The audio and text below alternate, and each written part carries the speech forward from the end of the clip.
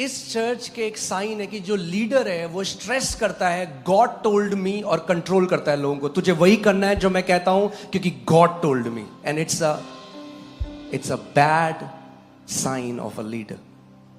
The sign of these churches is जो leader है वो कहेगा परमेश्वर ने मुझे ये बोला है इसलिए तुझे ऐसा ही करना पड़ेगा, और ये एक खराब साइन है एक तू leader इससे का। शादी करेगा, वो कहता है नहीं मैं नहीं करेगा, परमेश्वर यीशु ने मुझे बोला है करेगा तो इससे शादी। You will marry this person and the guy says no I don't want to marry. No, you will marry this person because Jesus has told me that you will marry this person. This is called spiritual manipulation. इसको आत्मिक manipulation बोलते हैं। और ये उतना ही dangerous है जितना कि दूसरा extreme. And this is as dangerous as the other extreme. इन कलीसियाओं में कई बार क्या होता है, पूरा फोकस है प्रोफेसी में, बस प्रोफेसी हो रही है, प्रोफेसी हो रही है, वचन प्रचार ले इसके लिए वर्ड उसके लिए। तो जो 10 लोगों के लिए भविष्यवाणी हुई वो तो खुश हो गए, मगर बाकी 500 लोग उदास हो गए, मेरे लिए कुछ नहीं बोला प्रभु ने। In such churches the focus is on prophesying the gifts, the prophecy that 10 people will receive and all the others will go back without any hope that nothing God said for me. मगर जब वचन भेजा जाता है वो हर एक बेटे और बेटी के लिए है।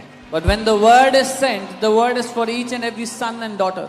Now please don't misunderstand me. I love prophecy, और prophecy बहुत अच्छा है, मगर कलीसिया prophecy के ऊपर बिल्ट नहीं की जा सकती। मुझे भविष्यवाणी से प्यार है लेकिन but the church cannot be built on prophecy.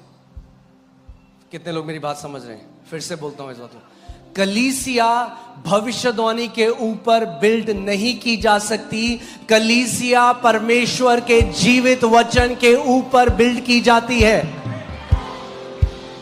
Church cannot be built on prophecy. The church is built on the living word of God.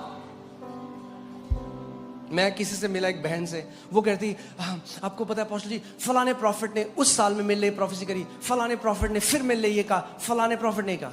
Then I understand it's a bad fruit where she's coming from. She's not equipped in the word, but she's getting her spiritual nourishment from one prophecy to another prophecy.